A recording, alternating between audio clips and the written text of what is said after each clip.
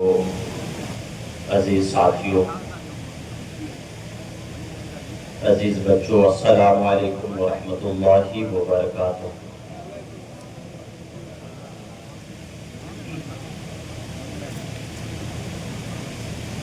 آپ لوگوں سے گزارش ہے، آپ لوگ ادب اور احترام کے ساتھ بیٹھ جائیں۔ جن کے سروں میں ٹوپیاں نہیں ہیں وہ ٹوپی لگا لیں، اور تھوڑی دیر آپ تمام حضرات توجہ کے ساتھ کچھ میری باتیں سننے کی کوشش کریں۔ بیچ میں جو جگہیں خالی رہے گی ان کو بھرتے جائیں تاکہ بعد میں آنے والے کو کوئی پریشانی کا سامنا نہ ہونا پڑے۔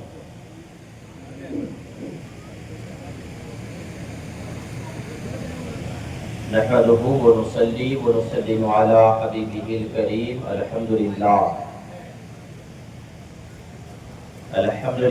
الذي زين النبينا بحبيبه المصطفى ومن على المؤمنين بنبيه المجتبى، والصلاة والسلام على رسوله محمد خير الورى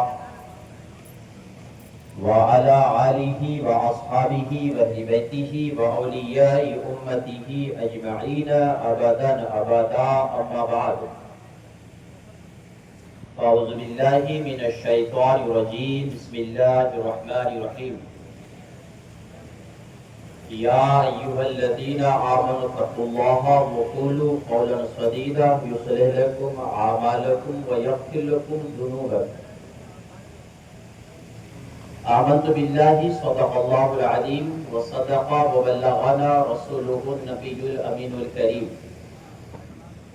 ونحن على ذلك لمن الشاهدين والشاكرين، والحمد لله رب العالمين۔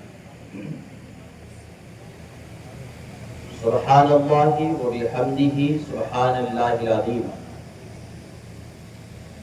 الله أكبر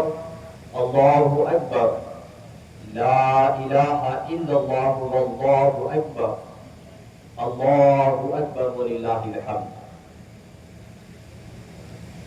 محترم بزرگوں، عزیز ساتھیوں، الحمدللہ اللہ تعالیٰ کا بڑا احسان ہے،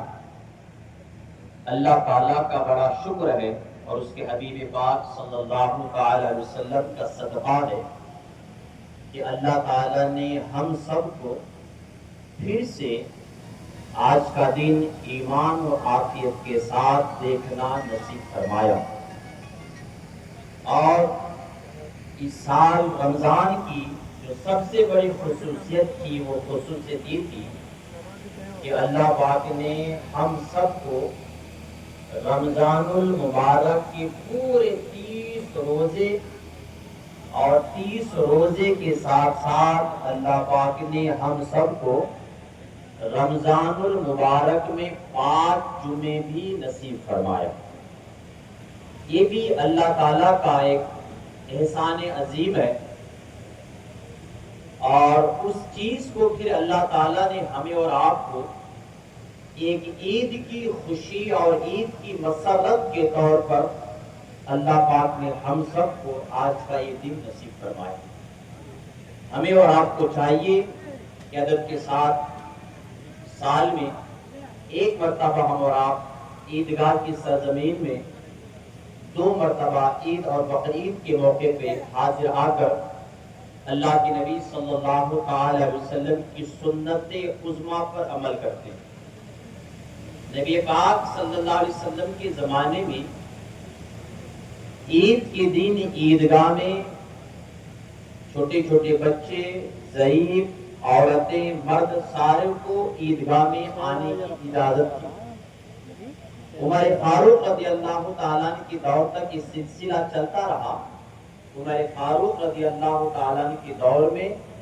جماعت کے ساتھ عورتوں کو مسجد میں نماز پڑھنے اور عورتوں کو عیدگاہ آنے سے منع کر دیا۔ یہ سارے لوگوں کو عیدگاہ پہ، مرد، عورت، بچے، سب کو عیدگاہ پہ آنے کی اسی لیے اجازت تھی تاکہ جو حالات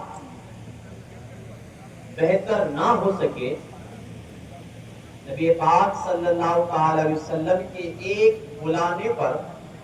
سارے لوگ جمع ہونے کے بعد ان سارے حالات پر نبی پاک صلی اللہ تعالی وسلم کلام فرمایا کرتے تھے، اور صحابہ کرام، صحابیات کرام علیہم رضوان ان ساری چیزوں کو سن کر اپنی زندگی کو اسلامی طرز زندگی پر گزارنے کی کوشش کر رہے تھے۔ تو اسی مقصد کے لیے ہم اور آپ سال میں 2 مرتبہ نبی پاک صلی اللہ علیہ وسلم کی سنت پر عمل کرنے کے لیے عیدگاہ میں جمع آ کر جو آج کے حالات ہیں، ہمارے حالات کس طرح بہتر ہوں گے، ہم کو آپ کو کیا کرنا پڑے گا، قرآن کے کون سی باتوں پر کس طرح چلنے سے اپنی زندگی بہتر رہے گی، ان ساری چیزوں پر تھوڑی دیر تذکرہ اور تبصرہ کرنے کے لیے ہم اور آپ یہاں جمع آئے۔ تو بہت خوشی کا دن ہے، جس دن کو اللہ کے نبی صلی اللہ تعالی وسلم نے ہمارے آپ کے لیے خوشی کا دن بنایا۔ سب سے پہلا حق عیدگاہ پہ یہ بنتا ہے کہ اس نبی پاک صلی اللہ علیہ وسلم کی بارگاہ عالیہ میں ہم اور آپ جھوم کر مل کر نبی کی بارگاہ پہ کیا کریں، درود پاک پڑھیں۔ تو آئیے سب سے پہلے حصول برکت کے لیے آقا دو جہاں، رحمت عالم، نور مجسم، تاجدار دو عالم، ارواحنا فدا حضور احمد مجتبی محمد مصطفیٰ صلی اللہ تعالی علیہ وسلم کی بارگاہ بکسمنا میں غلامی کا ثبوت دیتے ہوئے بآواز بلند درود پاک کا تحفہ پیش کرے۔ پڑھیے اللہم صلی علی سیدنا و شفیعنا و نبینا مولانا محمد مبارک وسلم، صلاۃ و سلام علیکہ یا رسول اللہ صلی اللہ تعالی علیہ وسلم۔ اور ایک مرتبہ ساری امت کی طرف سے سرکار کی بارگاہ میں عید کا دن ایک ہدیہ پیش کریں، اس امید کے ساتھ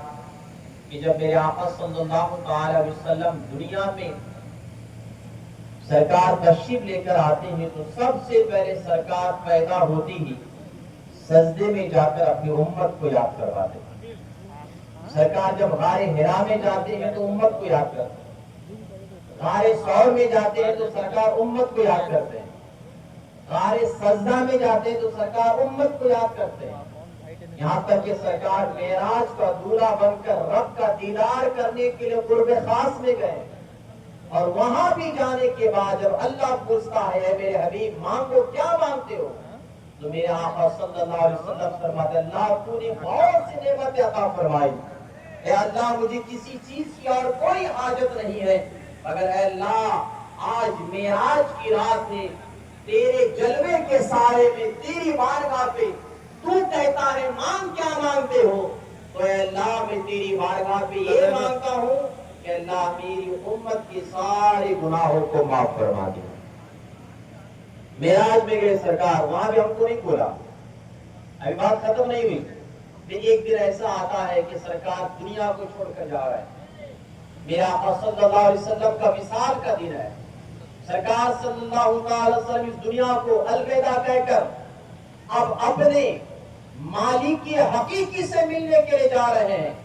حضرت علی مولا مشکل کشا رضی اللہ تعالی عنہ فرماتے ہیں میرے آقا صلی اللہ تعالی علیہ وسلم کو ہم نے، میرے آقا صلی اللہ تعالی علیہ وسلم کو لحد اقدس میں، میرے آقا صلی اللہ تعالی علیہ وسلم کو لحد